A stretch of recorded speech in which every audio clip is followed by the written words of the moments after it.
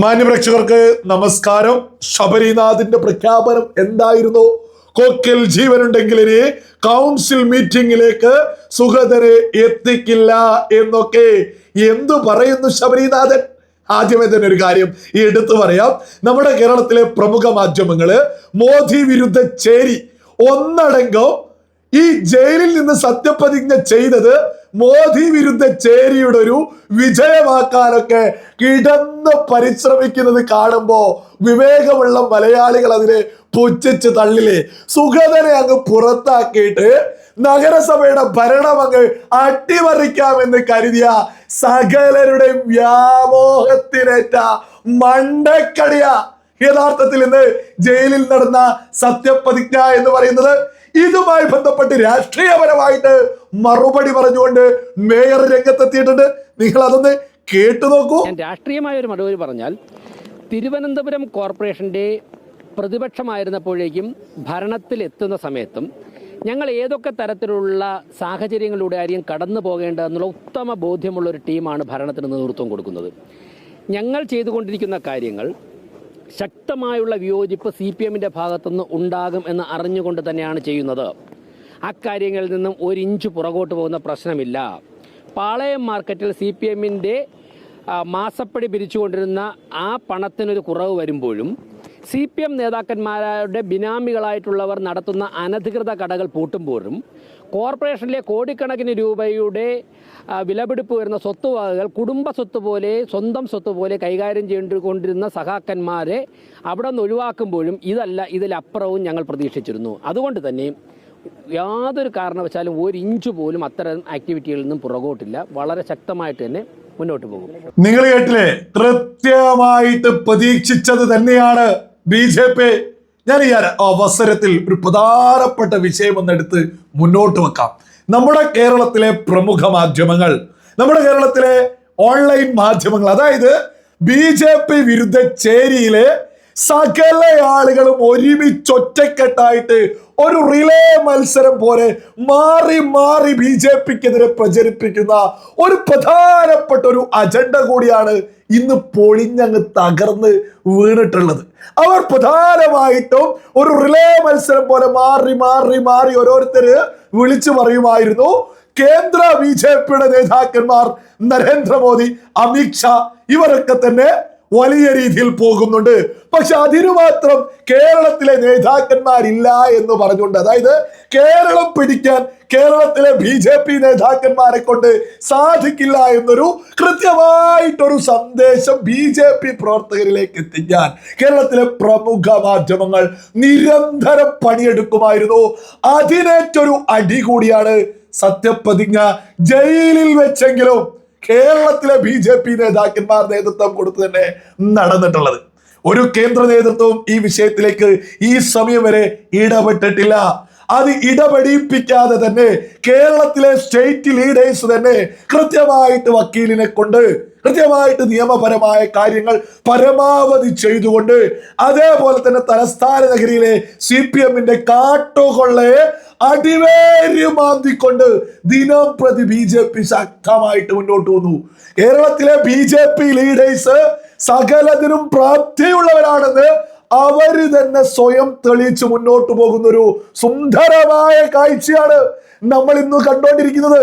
അതായത് കേരളത്തിലെ സകല രീതിയിലും അടക്കി ഭരിച്ചിരുന്ന, കഴിഞ്ഞ 10 വർഷം കേരളം അടക്കി ഭരിച്ചിരുന്ന സകല ഗുണ്ടാ സെറ്റപ്പുമുള്ള ഇടതുപക്ഷത്തെ നേരിടാൻ ഞങ്ങൾ തന്നെ അധികമാണെന്ന് പ്രഖ്യാപിച്ചുകൊണ്ട് കേരളത്തിലെ BJP ലീഡേഴ്സ് കൃത്യമായിട്ട് മേയർക്കൊപ്പം നിന്നുകൊണ്ട് ഇടതുപക്ഷത്തിന്റെ കാട്ടുകൊള്ള വലിച്ച് പുറത്തിടുന്നില്ലേ.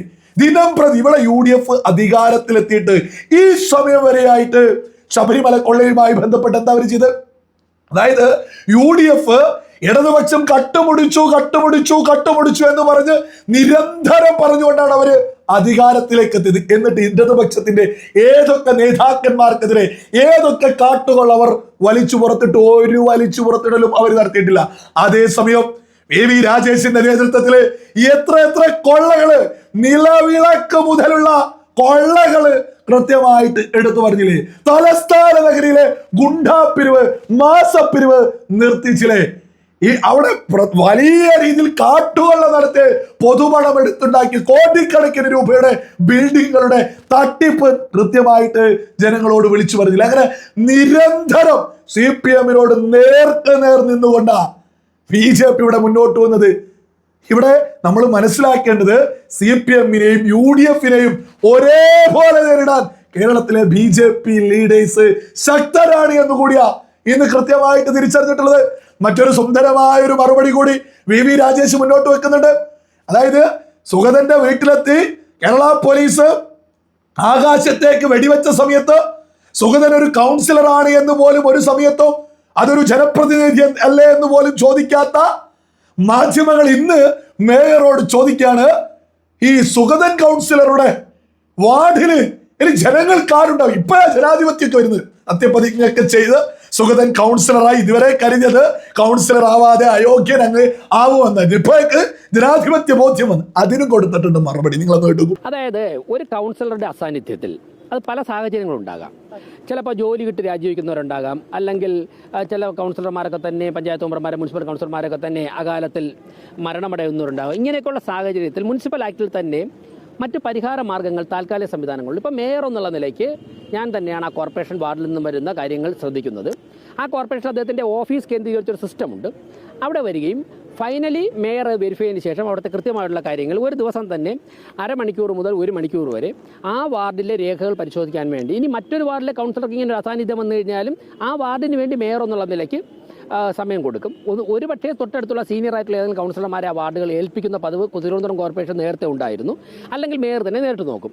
ആ വാർഡിലെ വികസന കാര്യങ്ങൾക്കോ ജനങ്ങളുടെ ആവശ്യങ്ങൾക്കോ യാതൊരു തരത്തിലുള്ള ഒരു നിമിഷം പോലും ബുദ്ധിമുട്ടുണ്ടാകരുതെന്ന് എഴുതി മേയർ എന്നുള്ള നിലയ്ക്ക് ഞാൻ തന്നെയാണ് ശ്രദ്ധിക്കുന്നത്. പ്രത്യേകിച്ചും ഞാൻ മത്സരിച്ച് ജയിച്ച വാർഡിനോട്, കൊടുങ്ങാനൂർ വാർഡിനോട് ചേർന്ന് ഏറെക്കുറെ അതിർത്തികൾ ഷെയർ ചെയ്യുന്ന വാർഡാണ് വാഴോട്ടുകോണം. അപ്പോൾ എനിക്ക് വളരെ എളുപ്പത്തിൽ നോക്കാൻ സാധിക്കും. അങ്ങനെ ഒരു ബുദ്ധിമുട്ട് വരാതെ കാര്യങ്ങൾ നോക്കുന്നുണ്ട്. നിങ്ങൾ കേട്ടില്ലേ? ആ വാർഡൊക്കെ കൃത്യമായിട്ട് ഞാൻ തന്നെ കൈകാര്യം ചെയ്യുമെന്ന മേയർ പറയുന്നത്. ഓരോ മലയാളിയും ഒന്ന് ചിന്തിച്ചു നോക്കോ.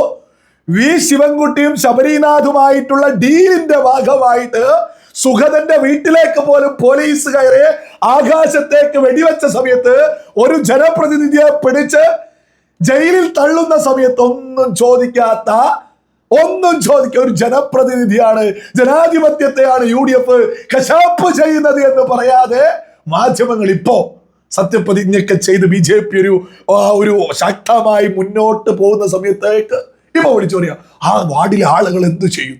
അതിനും കൊടുത്തു മറുപടി, ഞാൻ തന്നെ നേരിട്ട് ചെയ്തോളാമെന്നാണ് VV രാജേഷ് മുന്നോട്ട് വെക്കുന്നത്. കേരളത്തിലെ UDF-നെയും LDF-നെയും ഒരുപോലെ നിലക്ക് നിർത്താൻ, ഒരു വര വരച്ച് അതിനപ്പുറത്ത് നിർത്താൻ പ്രാപ്തി കേരളത്തിലെ BJP ലീഡേഴ്സിന് തന്നെ ഉണ്ട് എന്ന് കേരളത്തെ സുന്ദരമായിട്ട് അറിയിച്ചിട്ടുള്ളൊരു ദിവസം കൂടിയായിരുന്നു. ഇതൊന്നും കേരളത്തിലെയോ മോദി വിരുദ്ധ ചാനലുകളോ ഇതൊന്നും അംഗീകരിക്കില്ല. ഞാനിവിടെ പറഞ്ഞിട്ടുള്ള ഓരോ കാര്യങ്ങളും വിവേകത്തോട് കൂടിയിട്ട് ഓരോ മലയാളിയും ഒന്ന് ചിന്തിച്ചാൽ മാത്രം മതി, കൃത്യമായിട്ട് മനസ്സിലാക്കാൻ സാധിക്കും. നഗരസഭയെ അട്ടിമറിക്കാൻ ശ്രമിച്ച് സുഗതനെ അങ്ങ് അയോഗ്യനാക്കി സകലതും അങ്ങ് അട്ടിമറിച്ച് UDF-ഉം LDF-ഉം കൂടി നഗരസഭ ഭരിക്കാൻ കാത്തിരുന്നവരായിരുന്നു. അവരുടെ മണ്ടക്കേറ്റ അടി തന്നെയാ ഇന്ന് സുഗതൻ നടത്തിയ സത്യപ്രതിജ്ഞ എന്നുള്ളതിൽ ഒരു തർക്കവും ആർക്കും തന്നെ വേണ്ട.